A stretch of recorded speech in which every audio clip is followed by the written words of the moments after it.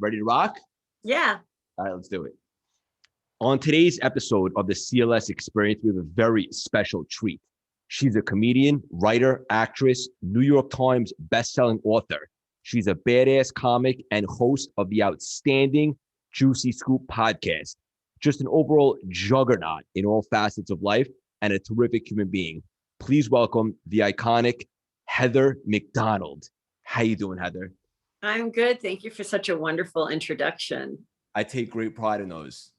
Good. Good job. Good. So look, I'm a big fan of yours, always have been. And I told you before we went on air, I know you do a lot of these, but we'll definitely make this different today. And you have my absolute word. We will manufacture magic here today. That's fine. Whatever works. It's all good. Cool. I know the audience is going to love to hear about your journey and some of the beginning, but I'm going to start off and get a little weird. Simply put, what is your superpower, Heather?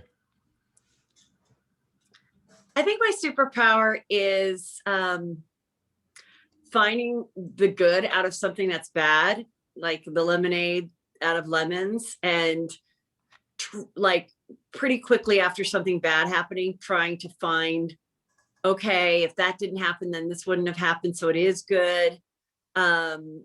Also being able to be in a horrible mood and have stuff go down, and then I have to perform and be funny, which is really hard, which I know a lot of people in this business have to do. But, you know, when you think about it, it's really hard, you know, to then get up on stage and be funny for an hour when you are maybe going through something difficult or something, you know, with just crushing that you got a text about. You have to just like switch like that. Yeah. And two things that come to mind after what you just said. Number one, it's so true. Like being in the right state is everything in regards to how you perform, especially me, like when I'm dealing with clients, like helping them revamp their mindset. Like if I'm not on my A game, it's going to be obvious. So, and you have to perform in front of so many people. So if you're ever not in a great state, you have tools to elevate your state so that you can kick ass when you're on stage? No, there's no tools. I mean, sometimes I'll be like in an argument with my husband because we work together and I have to go record the podcast like in an, you know, and do an hour. And so sometimes I'll just be like, okay, I got to walk around the block. I got to get like back in a good mood. And then I have to do it. Yeah. And so there's really no tool except just like prayer and just knowing that there's really no choice in the matter. I've never blown off the podcast once in 5.5 years. I've never not put it out on a Tuesday or a Thursday. Never once. Yeah. And, you know, and tomorrow I'm filming all day and I got to do I have to do a podcast by tonight to get it out Thursday. And God, I wish I could just skip it, you know, but I can't because fortunately it's at a level that you just can't skip, you know, it's not just for shits and giggles anymore. So, but it always seems to work out and I'm grateful for that. Like I always have enough to do or talk about content wise. And you're so reliable and dependable. And obviously, like you just said, like you're at a level where you can't really skip. It says, you know, it's a tribute to you and your success and where you're at.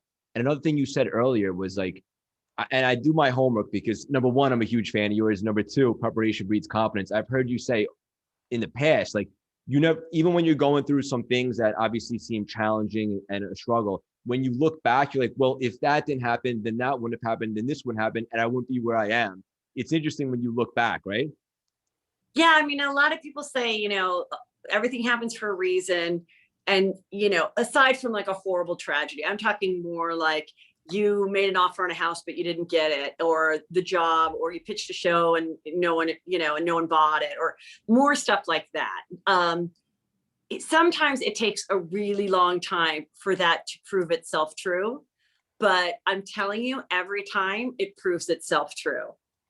Even when there's times where you're like, oh my God, I regret this so much. If I could just go back and not have said that, then you look back like it might take years, but you look back maybe, you know, 3 years and you're like, had I not said that I wouldn't have been fired and I wouldn't have had to start this other business that's now so much more successful than had I just kept my mouth shut. Or, you know, you can still have regrets. I think it's weird when people say they don't have regrets because you can still have regrets, but it's just interesting kind of when you look at those regrets from perspective and you're like, well, maybe it did all work out the way it was supposed to. Yeah, I love that. And two more quick questions before we start at the beginning. How would you describe yourself in 3 words, Heather? Well, funny. Agreed. Let me see, maternal and grateful. Ooh, love that one. Attitude of gratitude, so important. Yeah, definitely. And lastly, when did you officially, we're going to get deep for a second. When did you officially become Heather 2.0? Well, I don't even know what that really means.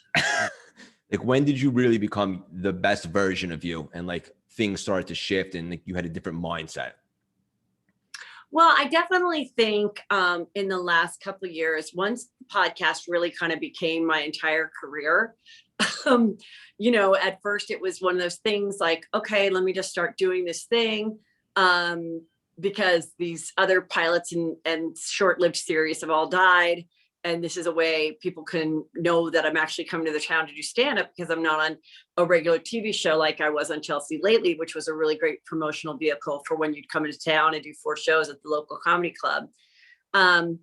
So like probably maybe about 2 years ago, I was like, okay, this might be it for me too, because it was also a time in the business where I wasn't really going out for things. They weren't calling me the way they used to for television. And so in that shift, I just was like, well, I guess this is it. And again, I'm so grateful for that shift because now if something does come along, that's great. But like this I'll never put this on the back burner for even jobs that I would have died to have like 3 years ago. If they presented themselves to me right now, it would be a very hard decision. Like I would probably pass up, like television jobs because this takes so much time, but it's so worth it. Yeah, I love that. And you really found your voice with the podcast. I'm a huge fan. I know the audience loves it. When you first started the podcast, like a couple of years back, was it intimidating at all, or was it pretty much you comfortable in this type of element?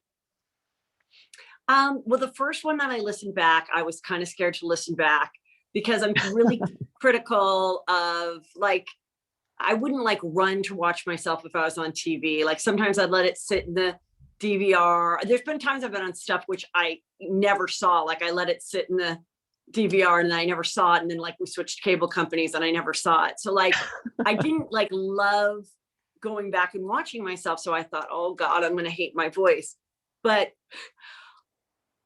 like ironically or it's weird. I like listening to it back. It's Good. like I put the show together the other day and my husband sent it to me and I took a walk and like I always I almost always listen to it back, like unless I'm on a flight or something and there isn't time.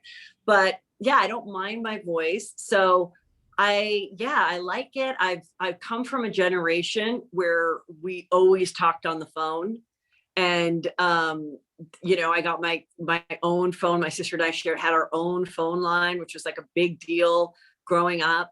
And so even when texting started to take over, I was that person that would be like, well, can we talk on the phone? Now people say that's like really aggressive if you call them, but I like talking on the phone. So for me, this was a really easy transition to go and do it. And it's something I always imagined myself doing, like doing a radio show or something when I was a kid. So, obviously I didn't know that podcasts would exist, but I like the idea of just talking with someone or by myself. Yeah. And I totally agree. Like I'm not, I'm a little old school. Like I like to pick up the phone, like enough with the texting. So I'm definitely the same way. Yeah. You grew up in LA, Heather? Yes. In the San Fernando Valley, Woodland Hills. So that's like, it's not in Calabasas. It's just like next door to Calabasas. So it's suburban valley girl. It used to be like people from over the hill would shit on it until, and it would be like, not, you could buy more property there than you could elsewhere. But it's not like that anymore now, obviously. Now, Yeah. and everyone's just so happy to have a house, no matter where it is in LA. It's so expensive. I know. You should see Manhattan. Similar. Oh, well, yes, of course. Yeah. Yeah. How early did you know, or did you not, what your career path would be in the long run? Well, I'm the youngest of 5, and my parents it's kind of, my parents were like in advertising, kind of like Mad Men. And then my mom gave up her career to have kids, and then was a realtor, became a realtor. And then my dad joined her, and so they were one of the first couples that like marketed themselves. And we would pass out pumpkins to every house. I would talk about my parents. I would eavesdrop to hear what kid was thinking of moving and give my mom the tip. That's Like great. it was a very much like, this was our little kingdom. And if they don't do well, we don't do well. And like, which is sort of interesting. And then, but my parents were like, you're so, you're funny. And we would watch any evening at the Improv. And don't mean to brag, we had an extensive cable situation going on at a young age. We were total TV families, like could eat, watch TV. We had a TV at our dinner table, like we were TV people. And my parents just said, oh, one day you're going to be on that stage. I just know it. And that was filmed at the Melrose Improv. And like, sure enough, many years later, but I didn't pursue it in college just because I was from LA and I was so kind of jaded about the business. And I also didn't understand how like strangers would find me funny. I could make everyone laugh at my high school, and I could make my sorority sisters laugh. And because I'd be talking about the night before, I didn't understand like the actual writing method of doing stand-up and setting it up until my first job out of college. It was just some dumb job I got, but I just wanted to be independent. And my friend hated it too.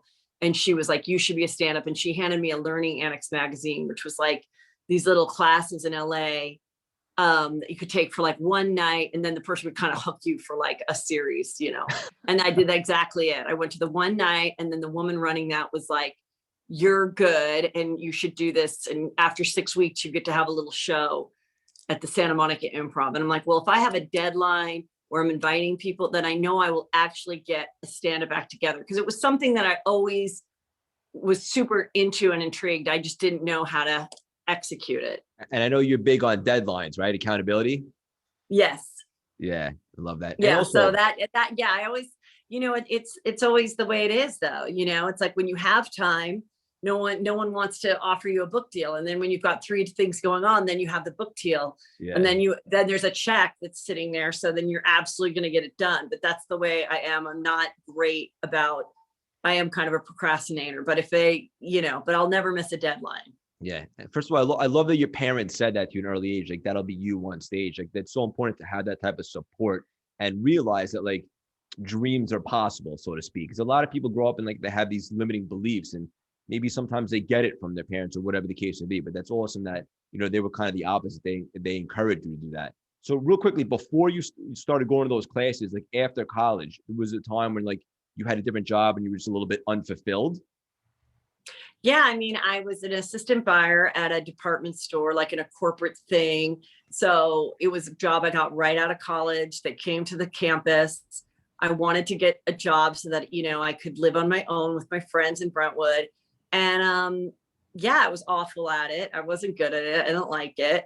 And then when they fired me, which the girl fired me, she like called me and she's like, well, today is the kind of day I hate because it's going to be your last.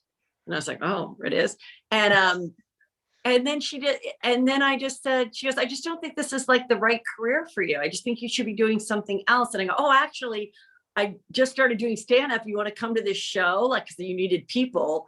And she's like, yes. And it was, probably the greatest. I mean, how great that you fire someone and then they actually invite you to something that they really should be doing. So that's great. She as a HR person, I think was happy because that job does suck, firing people. But yeah, I think that just, I knew basically the thing is once I got out of school, I just realized nothing was safe. There's no guarantee of anything. And so when I got fired, I was like, well, maybe I'll go look as, maybe I'll be like a casting director or something. Maybe I would think I'd be good at that. And my friend is like, everything in entertainment is hard. So go for the thing that you want to do and that you're special at. And that's being funny and doing impressions and acting and all that kind of stuff. So I was like, yeah, I guess I'll just go for it. And I also just knew, I believe in God and I was raised Catholic. And I knew that I had a talent that very few people had. And so I was like, if I don't pursue this because it's hard to be successful at, then that's a F you to God. You know, he gave you a gift and you just shit on it. You just ignored it. You pushed it away. And so I was like, I better do this. And if it works out, great. And if it doesn't, as long as I enjoy the process, which is weird too, because like I'd be dating a guy and he'd be like, God, since I've been dating you, how many auditions have you gone on? And you've gotten none of them. And I was like, well, I never get them. They're just fun to go on. I never book anything. Like it's just the way it was.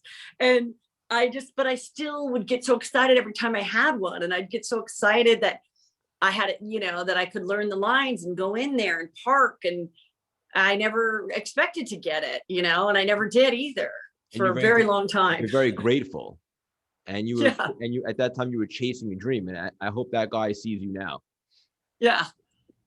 Well, he's probably dead. I don't know. But he was like a weirdo. So I mean, I have no way of finding these people because there's so I don't even remember their names and it was so long ago, but I probably understood. But the thing that you just said that I think is so valuable to the audience is, and I say this often, but you articulated it a little bit cooler. Like if you have gifts, which all of us do, right? And you identify them, if you don't share them with the world, you're being selfish. Yes. Yeah. And I love because I mean, it's just like anything. I mean, there's so many jobs I cannot do. I knew that I couldn't be a doctor at a very young age. I knew I did not have the capacity, the brain, I didn't have a desire to do it, but like, I know I didn't want to be an astronaut. I couldn't be an engineer. I wouldn't know how to fix a car. I mean, there's a lot of things, and there's other people that are just naturally really good at that. And so if something kind of comes easy to you, like that's the thing that you should pursue, not the thing that's like the hardest thing in the world and you're at the bottom of your class, but you just keep going and you don't even want to be a dentist, but you're like, oh, I should be a dentist because that's a steady job. Like if you're not feeling it, then you really should not pursue it, especially in this day and age, Yeah, you got to pay attention to the alignment. I agree with everything that you're saying. You speak it to my soul, which is why I am doing what I'm doing now. And before we get into like when you kind of took off, so to speak, like for anyone that's going through anything and chasing a dream, obviously it doesn't happen overnight. Like you just said, like you were going to so many auditions, but you did it with like a relentless attitude, but also very grateful. Like you were getting experience, if nothing else. How challenging is it to kind of stay the course when you don't see obviously immediate results? Well, I mean, it just depends what you're pursuing. And sometimes that course might take different tangents, depending on what you are doing. And I think the process is just that you enjoy the process, as long as you're enjoying it, it may remain a hobby, it might be that you have your regular paycheck, but, on the weekends you help kids and you put on a play and but it's really satisfying to you and you feel like you're letting your creative outlet happen. So it's not like, I mean, in some ways my dreams were like bigger than what it is right now, but sometimes they weren't. Sometimes I was like kind of the opposite of the seeker, where I'd be like, well, I probably won't get that, but this I could probably get, this, and that's not good either. Like you should go for it. But like, it's interesting because now people say manifest it, talk about it, walk the walk. If you can't afford the car, buy it anyway, so people think you're wealthy. Like I didn't go that way. Like it was like, no, be honest about it and don't bullshit it. And, and then I was like, is there a fine line between ambition and delusion? Like when do you kind of go, okay, what is really going to possibly happen for me? So, I always feel like I had a chance, and it was showing little increments, but it was tiny increments, letting me know that, I shouldn't give up, but I always was going to allow myself to give up too, if it just wasn't fun. And for a while I stopped doing stand-up. I stopped doing stand-up for 7 years. And it was because of like a really shitty night at a club. Yeah. And this guy was just a dick. And I brought all these people and he kept pushing me back. And I'm like, if it wasn't for my people, like there'd be no one in the audience. And these are normal people that are laughing at everybody and are total delights and buying food. And, you know, every comic sucks. They'd like to see me, you know? But I just remember I said to him, I go, okay, when am I going up? And he's like, not yet or something. And I go, okay, I just want to, do you know who I am? And I meant, do you know who I am? Like, we talked on the phone, you put me on the list. Like, why you keep pushing back? And he's like, I don't give a fuck who you are. And I was like, all right, that's it. And I left and I told my friends, let's leave. And I really didn't do stand up I didn't do stand up for years after that. And I was doing other things in the business and I did not miss it at all. Did not miss doing stand up at all. And not until I saw Last Comic Standing starting. And I loved that show. And I started to watch and I was like, you know what? I do miss it. And now I'm married with little kids. I think I'd like to write like a whole different act about my life. And that's kind of when I started to get back into it. And then about a year later of doing it, within that year is when I found out Chelsea Handler was going to do a show and she was looking for writers. And I'd written for the Wayans brothers and I'd written on other shows and I knew her point of view. So I reached out and I wrote this whole packet and, you know, and then they said, okay, well, you can have the show for the summer, you know, it'll be 13 weeks during the summer. And I just thought, oh, this is some show. It'll go away after 13 weeks, but at least I have a credit. Like I'm a 37-year-old mother who hasn't really worked in the business, like real business paycheck, like a pilot here or there, but not like real steady. And so, yeah, it turned out to be really great. And I almost didn't take that job because my kids were little. Yeah. And my friend said, I go, oh, I don't know. The boys are only 4.5 and 1.5 or 1, you know, and she goes, oh my God, if you don't take this job, one day you're going to come home and those boys are going to be 10 and 12 years old and they're not even going to look up from their Xbox to say hi to you. And you're going to say, why the fuck didn't I take that job at E? And it was the best advice. Yeah. And so many moms and stuff, I think they think that those are the most precious years. And believe me, they're cute years. And I get sad when I look at little pictures because I was so busy. But I feel like I'm in a much better position now when my kids are teenagers and, you know, in the last few years, having more freedom and to do things and be around at the more vulnerable years, you know, it just like, you just can't, I don't know, you just have to do what's best for you as well as what's best for your family. Yeah. And sometimes and you got to think about your career because as a woman, like if you're not out doing it and you try to enter the workforce after 15 years, it's like, it's going to be really hard. And it's challenging as it is. Yeah, it's going to be hard. So when the opportunity knocks, you're going to have to sacrifice some stuff. But it'll probably be worth it in the end, especially when it's something that you really want to do that's going to like fulfill you. Yeah. Heather, so many nuggets, so many gems. The audience is going to absolutely love this. Number one, you're just getting warmed up and you have so much more to do. And I'm so excited to watch you fly. But so many other things like that guy at the club, whatever the case may be, like kind of turned you off from this aspect of the business for so long, but you never really did throw in the towel and you did come back. But sometimes you do have to take a step back just to kind of reinvigorate your mindset and like love it again. And you did that. And then obviously you have to be persistent, right? And like you sent in the writings for Chelsea and right. Like you took that shot and whatever the case may be. And then once you find out that you got that, what was that moment like? Because that was obviously the biggest thing up until that point, right?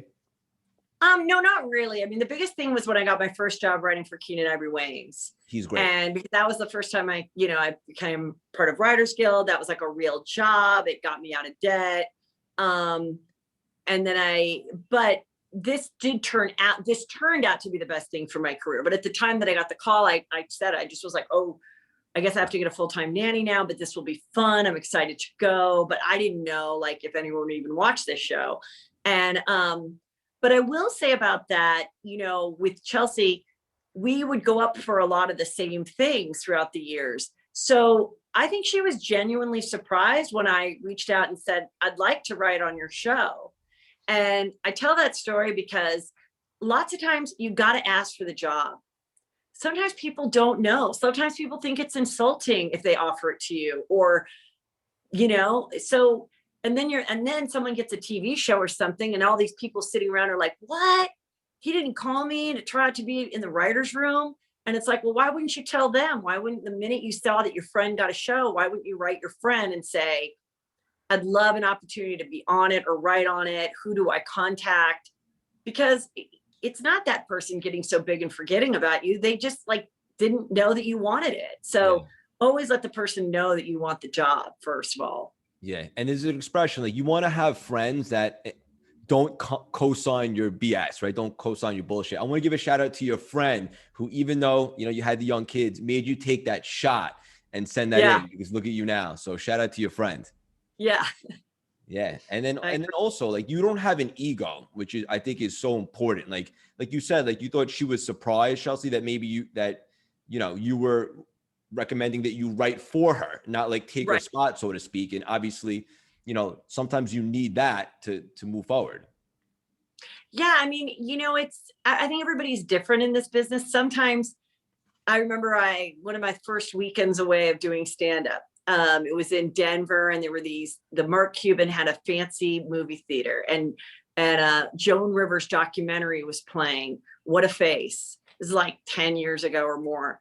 And I watched that and I was like, oh my God, maybe I don't work hard enough, because if you ever saw that documentary, is about how, like, she had card files of jokes and this and that.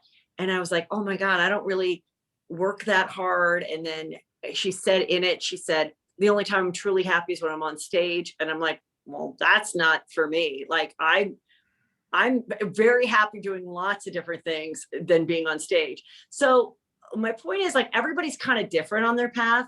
Every comedian's different. Some comedians, it has to be that they have to be the top. It has to be that they have the biggest arena for their stand-up special to be filmed at. And that's okay. That's their goal. That's their thing that drives them. Some people have to be on stage every night. And, for me, it's just been like the feedback of doing this, or sometimes I film a little something and I throw it on Instagram and I get that same excitement. Like, ooh, I can't wait to see the comments in like an hour. I'm going to go back and read all the comments.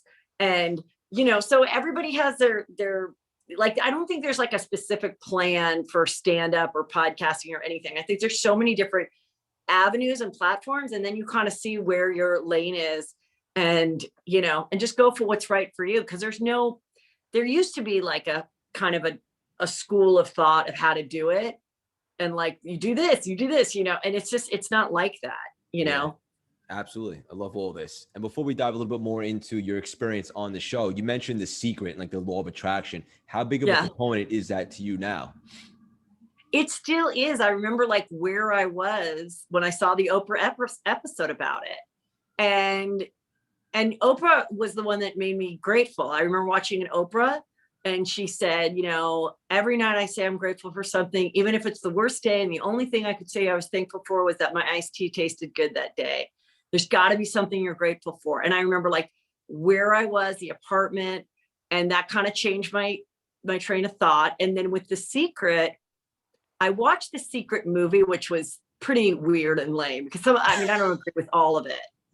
But Which one, the original? The original, and it was like some of the images they would show of like a third world country. I'm like, well, if you're in a third world country, I don't feel like The Secret applies to people that are not like in America. I really don't. I mean, if you're in a communist country or a third world country and you're in a village and you're barefoot, I don't think it's about imagining. I mean, you may never get out. So it's like, but for people like me who had a roof over my head, some money and an education and a will, like, yes, The Secret, you can work The Secret a little bit, I think, for sure. And, but one thing I noticed is when I talked about earlier, like the anti-secret, like I kind of would sometimes see someone and I'd be like, ooh, I don't want to be her. Like I would just see somebody that like was maybe 5 years older than I am. And I could see my life being like that. Like if I continue down this path, I'm going to be her, and I don't want to be her. So let me see what I can do different to not end up like that. So I think there's like a little of that. And then I also, one of the things I would do is where I would look back at my life, and I would do a lot of the secreting things. Like I would imagine it and then it would happen. like having my own radio show, writing my book. I remember as a kid, I'm like, oh, I'd like to write a book one day. I imagine I'll have an office in my house and write it from home while I have kids, and then they'll come and interrupt me. And sure enough, when I was like writing my first book, I'd write it on the weekends and my kids would just keep coming in, and I'd be like, okay, 5 o'clock, we're going in the pool, like go away, you know? And I was like, oh, I kind of imagined this scenario. But then even with like the Groundlings, which is there's an A and a B company. I remember the first time I went to the Groundlings, which is a sketch comedy theater I got my start in. I looked at both the walls of the cast and I did say, I'll make that Sunday company, but I probably won't make this one. And I really said it and I put it out there. So I don't think people should do that. Like, don't do the negative part of it, because I would do the little bit of the negative part, and that stuff came true too. Yeah. I mean, the law of attraction is a science. So if you're focusing on some of the negative, then chances are you're going to get that. Even like your parents planting that seed in your head as a young child, like that'll be you one day on stage. Like that was embedded in your brain. And then, you know, sure enough, it happens. Like it's so important. What's the point of thinking like negative or pessimistic? It doesn't serve us. There's no good from it. So you might as well think big and be optimistic. Yeah. And I mean, as far as with my parents go, it is kind of unusual that your parents would push you to do stand-up. That's not the typical stand-up story. It's normally like my parents were horrified. But I also didn't come from a family of like doctors or, you know, politicians or something. Like I came from just like a normal family. So they were like, oh, great. And we'll all go to the Improv tonight. And we'll invite, like my parents would invite their marriage therapist to my show. And they're like, he wants to be a comedian too. Can you talk to him? And I'm like, is this what you guys are doing in marriage therapy? It's like, but that's what I'm saying. It was ballsy for them to say that to you, but it's great.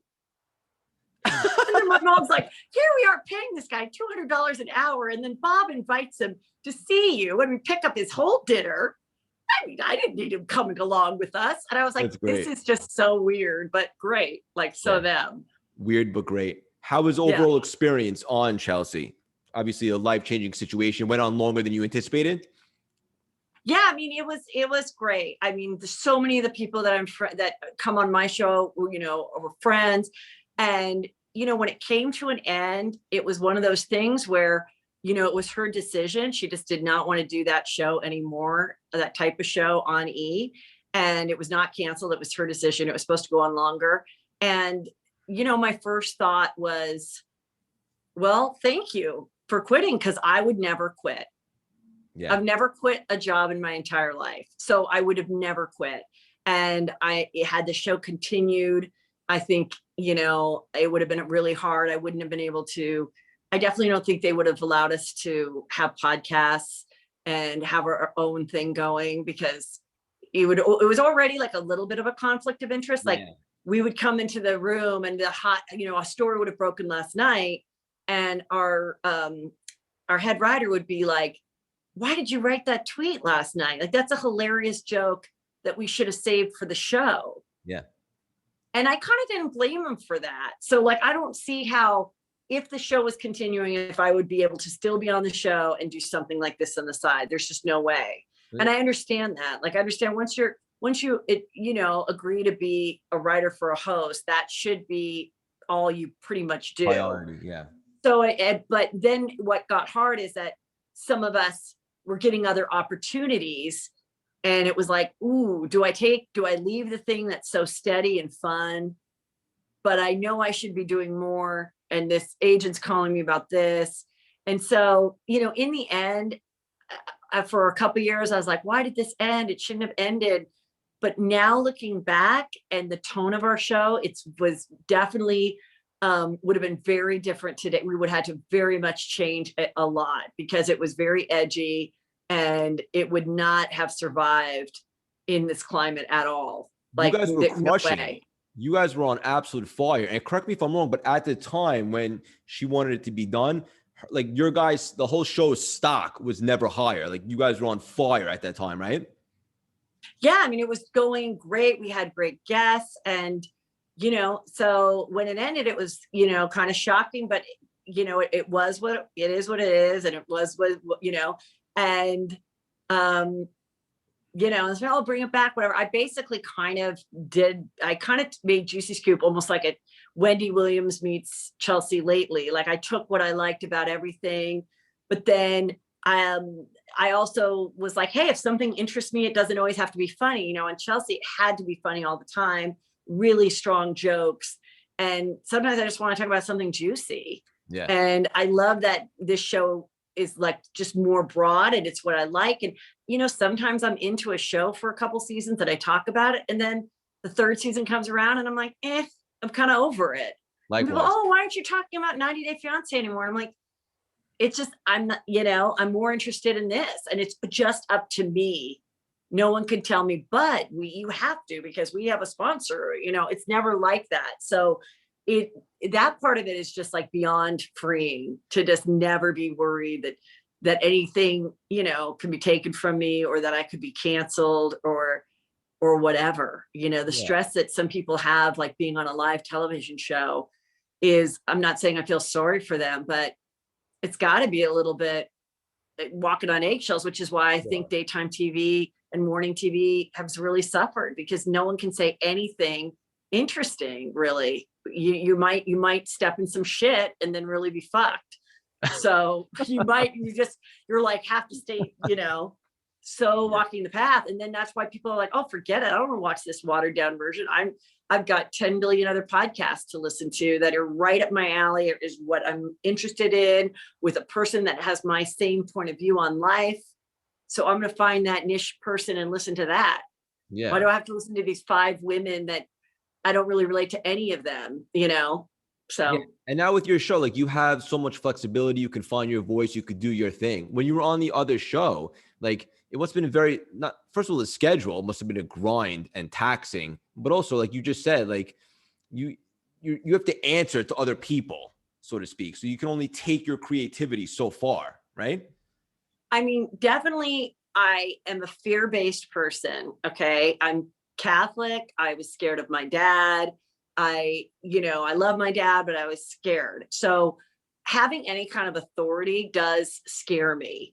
And so there was a lot of stress that I put on myself that other people didn't feel, about getting fired, getting in trouble, asking to leave an hour early, that kind of thing. And so once that was gone, it opened up a lot more creativity that I wasn't even aware was there, you know? So I love the freedom. You're flying. Let's say, look at you now. You're absolutely flying and spreading your wings, and we love it. Yeah. So it's good. Yeah. Great. Okay. So, but after the show ended, wasn't there like a spin-off or something after that too? So she went on to do, I think it was called Just Chelsea, it was just her name. And that was at Netflix. And none of the regular writers that appeared on the show went with her. Half the executives didn't go either. It was just one executive and then a couple other like behind the scenes people, like an editor or whatever. And then that was just a totally different show.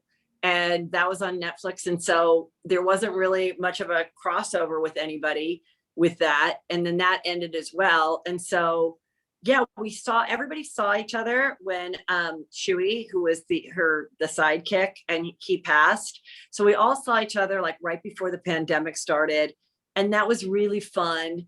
And it was really great. I see a lot of the regulars all the time on my show. Chris Frangiola and Sarah Colonna and Fortune Feimster, they're like regulars on GC Scoop all the time. So we see each other a lot, but like other people that we hadn't seen. So it was good. It was like it was just a nice way to honor him and see each other and like know that everybody wishes each other the best and everybody's kind of doing their own thing. And some people are working together again on different projects, but it's like everybody just is happy for each other. And it's like, it's interesting because there's probably some competition on the show while it was happening. And you look back and you're like, oh my God, why did I allow that to happen? Because it was so fun, but it could have even been more fun without those stresses that I put on myself. No one else, other people didn't have the stress. I put the stresses on myself. So it's like, but you don't know, you grow. That's the point of growing. Like you you see, you know, your attitude can change and your point of view on things can change. And life is a journey, not necessarily a destination, but you are hard on yourself. But people love you, especially me and our audience, and you're doing your thing now. What is the vision with the podcast right now? I know it's blown up. Where are you going with this thing? I mean, just continuing on. You know, we got new offices, we film it because a lot of people like watching it on YouTube as well. I just love seeing that it keeps growing and more people keep finding out about it, better guests. And then I am going back out on the road doing stand-up. I'm going to be in Dallas this weekend. I Yes. have a lot of dates for the fall. And, you know, and just enjoying that. Is this the first time the stand-ups have opened up since the pandemic? Well, in Texas, yes. I've been able to do, in the last like 6 weeks, I've done Houston and then San Antonio and now Dallas. And then I have a date in May in San Francisco, which I'm not sure if that's going to happen or not, hopefully. And then then a bunch of things for the fall, which I'm very confident will happen. Yeah. And, you know, even in doing that, having this big break, in booking the stuff, I was like, my, you know, agent and I discussed, okay, do we go to the next level and do a bigger theater? And I was like, I don't want that stress. I don't want the stress of not possibly being able to sell it out and all that stress I had before the pandemic. I want to take some of the things from the pandemic and utilize it in my life. Agreed. And part of that was I didn't do stand-up for a year, and I loved not having the stress of what goes into doing stand-up. The actual getting on stage with a mic is the easiest part of it. Any stand-up will tell you that. It's hearing from the club that the tickets aren't selling, or, you know, oh my God, is my flight going to be delayed because of a snowstorm or whatever? Or, oh my God, I was so excited to go into town and now they're in the final four of the basketball thing. So no one's going to come to the stupid comedy club. Like, you don't know all those factors. So now I'm excited about going back to these cities and, you know, going to places that are not huge, that will sell out right away, hopefully, and just go and have fun and just enjoy like the art of it. And also just being more free. Like the few times I've done it, I'm not so, you know, prior to it, I was doing a special. So it was like a very tight hour, and that's great. But I actually have more fun with the improvisational aspect of it and coming up with so much new material and on the spot. And that's like, for the comic, that's so much more fun. So it's just, I'm excited to go back to it, but I'm not someone that's like, I like that. I'm just like, not killing myself about the goals and, you know, being the best and having the big stand-up special. Like, I'm like, whatever, who cares? But it's a mindset, and you're going into like much more light and free and relaxed. And I think because of that, and you don't feel the pressure, or you're not putting that pressure on yourself, so to speak, it's going to be a much bigger success than you think.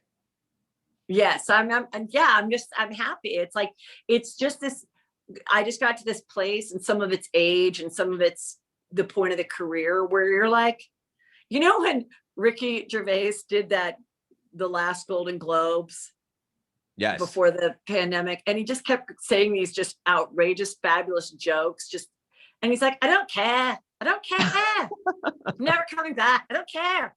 I was like, that's the way I feel about some things that really I did absolutely care about a couple years ago. And now I'm just like, I don't care, you know, and it's just so liberating. It's so freeing, you know, and it was so great. Like, there was a time, even when the show first started, that I was still like testing for, you know, potential talk shows and co-host things. And I'd be like, ooh, I better watch what I say about that topic or that person. And then I got to that place where Ricky Gervais did. I was like, I don't care. Like, I don't care if I piss you off. I'm talking about Chris D'Elia. I'm talking about, you know, I'm talking about this story, and I'm going to give you my opinion, and I don't give a shit, because how is it going to affect me? How are, you know, my opinion, what is it really going to do to me? And that is the most freeing part of it, because even people in really high places with great, you know, even Howard Stern bites his tongue a lot because of friendships and, you know, people that he is friendly with. And I'm I don't have A-list friends. I don't. So it's like, I don't have to worry about not talking about these people. If I want to talk about them, I just talk about them and I say what I think. I'm not out to ruin their lives or shit on them, but I will give my true opinion of why. And I will only talk about them if they're in the news. But if it's a news story, like they broke up or something, I'm very comfortable just giving my opinion from an outsider who's a comedian who saw their relationship play out on the media. And now I want to say what I think really happened.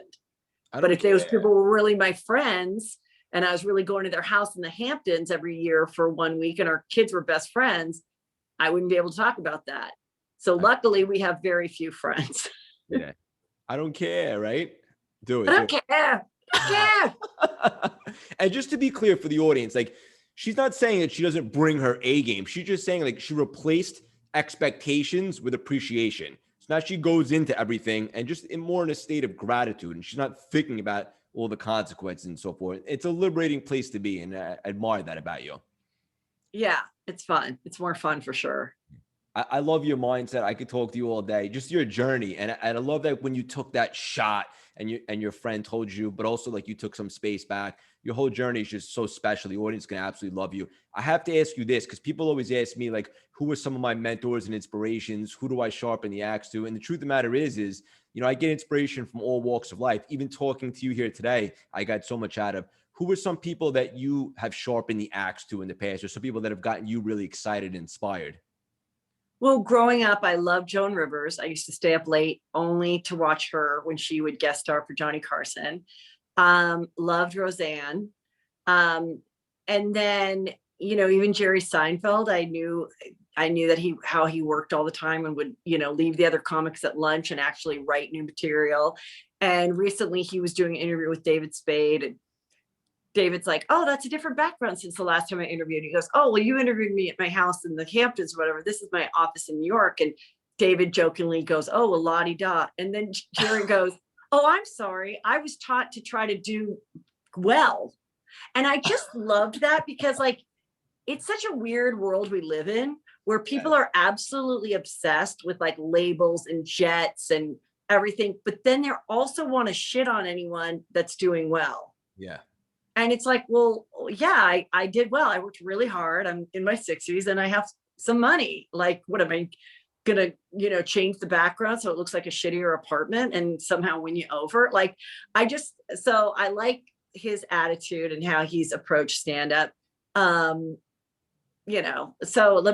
basically, yeah, all those people, Caroline Ray too. I met her.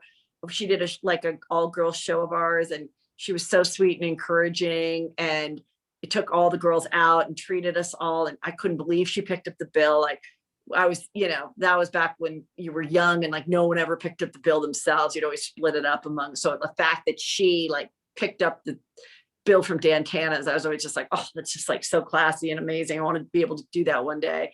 So those were kind of those, the people that I loved and loved watching. I love that. And you mentioned that people always hate, like even when you have success. How do you personally deal with haters? I send them my love. I try not to think about it. What's your technique? Well, it's gone up and down. I definitely don't write back anything anymore in an angry state. But that's only probably in the last few months. I still sometimes write someone back. I really, it's delete and block is the easiest way to do it. It's very satisfying. It's very satisfying to know that you don't have to try to win this person over or convince them. They're just not going to be able to see your stuff. They're going to have to make a fake account to see you again. And, and sometimes people go, I can't believe this person blocked me, like another person. And I'm like, well, if you were an asshole to them, why shouldn't they block you? So I think the easiest way with social media is just delete and block. Who cares if you lose a few people? Focus on the ones that do give you the compliments, but it's hard because you're always going to focus. Those mean things definitely still really affect me, but I've gotten better. Good. And as you continue to fly and spread your wings, it's never going to end. And right. It's not like personal, like people who take a shot at life and have success, haters come out of the woodworks. It just is what it is, but you get a little bit tougher and maybe don't give them as much emotion. Yes, absolutely agree. Yeah. And we'll end it with this. I have to ask because I absolutely love your mindset For anybody that is going through challenges right now on their way to chasing their moonshot or dream, what do you think the most important character trait is to push through adversity and overcome obstacles? I mean, God, there's so many, but one of them is why not you? Because that was one I definitely did not have growing up, and I did not have it until recently. But that feeling of like, well, it's gonna be you or somebody else, so why not you? And also just, enjoy the pursuit. Enjoy the pursuit. And what you said too, it's not a race, or you said it's a journey, but it's a marathon. And especially in this business, if you don't get to a certain pinnacle, especially now with all the different kinds of mediums that you can show your creativity, there is no, it used to be like, oh my God, if you don't make it by 30, like you're never going to make it. And it's certainly not like that. So I just think exploring your creativity and doing stuff that you love, even if it's like writing something you think is funny on your Facebook page, and 50 people like it or comment and they go, that's hilarious, Joe, or whatever, like that's going to perk up that person. So, that's, and write those things down. If you're a funny person, write the stuff down and use social media as like your own little personal comedy club, see what works. And then if your goal really is to get on stage, work towards that. Take the class, work on a routine, have some friends that you go around with, and like enjoy the process. It's hell, it's not great, but if it's something that you really want to do and it's gnawing at you, you should definitely try it. Gnawing at you. I have to say this. I knew you and I, very similar, but I didn't realize how aligned we were. In my bathroom mirror, I have written on the top of the mirror, why not you? So thank you for helping me name this episode when we drop this. And we'll have about 100,000 downloads when we do. Why not you? I absolutely love that. For the audience listening, it doesn't get more valuable than that. If it's not you, it's going to be somebody else. So why not you? Exactly. Yeah. And for the audience, if you love the conversation, reach out to Heather, send her a DM, hit her up on Instagram, whatever the case would be, comment on her things, tell her that you heard the conversation and that you loved it. Where can they follow you besides the podcast? Where do you hang out the most? Instagram, TikTok, and Twitter. It's all at Heather McDonald. Facebook is Heather McDonald Comedy. And of course, Juicy Scoop is every Tuesday and Thursday, anywhere you listen to podcasts, and YouTube too. You just find Heather McDonald on YouTube and you can watch it there as well. And no matter what, every single Tuesday, we can count on a new episode, right? Every Tuesday and Thursday. Ooh. And Friday if you're Patreon. Oh, never missed one. So yeah. I absolutely love it. And Heather, I just want to say, you don't shy away from your challenges as they've shaped you. It's something I find very relatable and liberating. I want you to know that you are the definition of perseverance, grit, and heart from pursuing your passion and purpose of becoming an extremely successful comic, spreading light and humor to so many. From Chelsea Lately in its early stages to now the Juicy Scoop, you're absolutely hysterical. You're on fire. You're a true icon. And most importantly, a great mother to your boys. I could personally guarantee your best is yet to come. You're someone I admire, I appreciate, and I respect very much. And I can't wait to continue to watch you fly. I love you. Keep doing your thing, bringing joy to millions. And this will absolutely not be the last time that we collaborate. I'd also like to invite you to speak at my eulogy for when I die. Because we just play this episode at the party, because that was just like amazing. I'm about to cry. In the name of the Father, the Son, and the Holy Spirit. Amen. Thank you. You're a delight. I really appreciate it. I appreciate you. Thank you. That was awesome. Thank you so much, Heather.